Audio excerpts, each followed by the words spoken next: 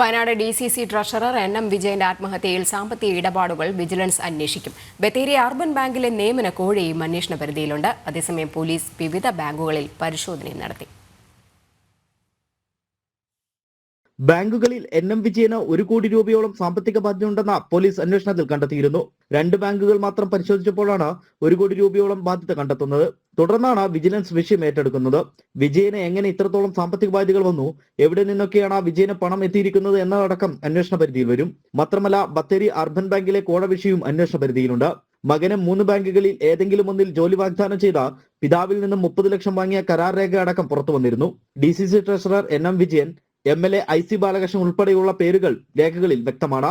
ഇതുപോലെ നിരവധി സാമ്പത്തിക ഇടപാടുകൾ നടന്നിട്ടുണ്ടെന്നാണ് ആരോപണം. വിഷയം പുറത്തു വന്നപ്പോൾ ഇടപാടുകൾ NM വിജയന്റെ തലയിൽ കെട്ടിവെക്കുകയും ഇതാണ് ആത്മഹത്യക്ക് കാരണമെന്നും ആരോപണമുണ്ട്.